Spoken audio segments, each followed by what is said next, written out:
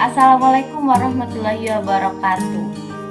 Salam sejahtera bagi kita semua. Perkenalkan, nama saya Laura Sara Anggraini, perwakilan dari kelompok 2 SKI. Di sini saya ingin mempresentasikan tentang penjelasan penertiban administrasi pemerintahan. Daulah Abbasiyah berkuasa selama 5,5 abad, sejak 750 hingga 1258 Masehi, yang wilayahnya kekuasaannya membentang luas dari Asia Barat, Asia Selatan, Afrika Utara hingga Eropa.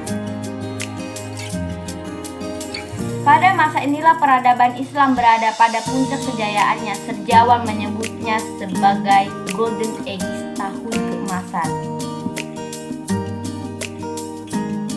Daulah ini disebut Abbasiyah karena pendirinya merupakan keturunan Abbas bin Abdul Muthalib, pamannya Nabi Muhammad. Tokoh utama pendiri Daulah Abbasiyah adalah Ali bin Abdullah, Muhammad bin Ali, Ibrahim bin Ali, Abu Abbas As-Saffah, Abu Ja'far Al-Mansur, Abu Muslim Al-Khurasani. Walau pendiri sekaligus khalifah pertama Daulah Abbasiyah adalah Abdul Abbas As-Saffah, tetapi pemerintahannya sangat singkat. Pengangkatan wazir Perdana Menteri yang bertugas membantu khalifah dalam menjalankan roda pemerintahan. Wazir dibantu oleh beberapa departemen. Yang pertama, Diwanul Kharij, Departemen Luar Negeri. Yang kedua, Diwanul Ziman, Departemen Pengawasan Urusan Negara. Yang ketiga, Diwanul Juandi, Departemen Pertahanan dan Keamanan. Yang keempat, Diwanul Akarah, Departemen Tenaga Kerja dan Pekerjaan Umum. Yang kelima, Diwanul Rasyail, Departemen Pos dan Telekomunikasi. Pengangkatan Rasyul Kitabah. Pengangkatan Rasyul Kitabah sekretaris negara yang memimpin Diwanul Kitabah Sekretariat Negara. Sekretariat Negara. Dalam menjalankan tugasnya, Rasyul Kitabah dibantu oleh 5 orang katib sekretaris, yaitu yang pertama, Katib Rasyail, Sekretaris Bidang Persyuratan. Yang kedua, Katib Khoraj, Sekretaris Bidang Perpajakan dan Kas Negara. Yang ketiga, Katib Jundi, Sekretaris Bidang Kemiliteran, Pertahanan dan Keamanan. Yang keempat, Katib Koda, Sekretaris Bidang Hukum dan Perundang-undangan. Yang kelima, Katib Syurtah, Sekretaris Bidang Kepolisian dan Keamanan Sipil. Begitulah yang bisa saya bahas di sini. Yang berikutnya akan dilanjutkan oleh teman saya. C. Usaha pembangunan dan keberadaan Daulah Abbasiyah. Usaha pembangunan, pengembangan, dan peletakan dasar pemerintahan Daulah Abbasiyah justru dilakukan oleh pelanjutnya, yaitu Khalifah kedua Abu Ja'far Al-Mansur.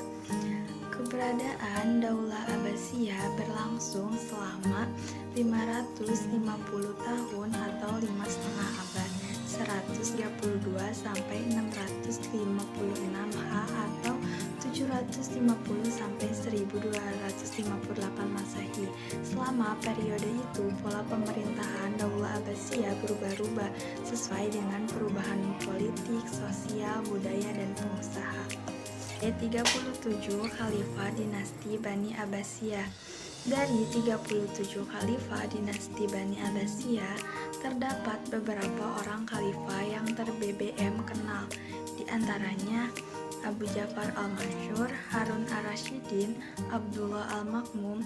Al-Mansur merupakan khalifah kedua, khalifah yang menetapkan dasar-dasar pemerintahan Daulat Bani Abbasiyah. Masa pemerintahan Abu Ja'far Al-Mansur merupakan masa awal perkembangan ilmu pengetahuan yang yang merupakan cikal bakal perkembangan kejayaan Abbasiyah di masa pemerintahan setelahnya. Kota Baghdad dan masa khalifah. Kota Baghdad yang dibangun menjadi ibu kota dinasti Abbasiyah dan selain merupakan pusat perdagangan juga kebudayaan dan ilmu pengetahuan, Baghdad dianggap sebagai kota terpenting di dunia dan menjadi salah satu pusat peradaban dunia. Pada masa Khalifah Harun ar-Rasyidin, Khalifah Al-Ma'mun, peradaban Islam mencapai masa keemasan. Kebudayaan India dan Yunani juga telah memberi sumbangan yang berarti bagi perkembangan kebudayaan Islam. Kota-kota Jundisapur, Haran, dan Iskandaria adalah pusat-pusat peradaban Yunani sebelum Islam.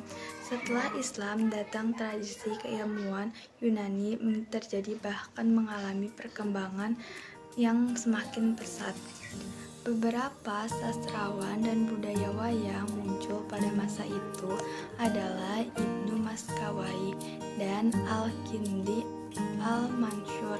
Harun ar-Rasyidin Al-Ma'mun merupakan masa-masa keemasan peradaban Islam. Masa Khalifah Agung tersebar masa-masa keemasan peradaban Islam. Masa Khalifah Agung tersebut dikenal sebagai penguasa adil dan bijaksana, serta memiliki perhatian dan kecintaan yang kuat terhadap ilmu pengetahuan.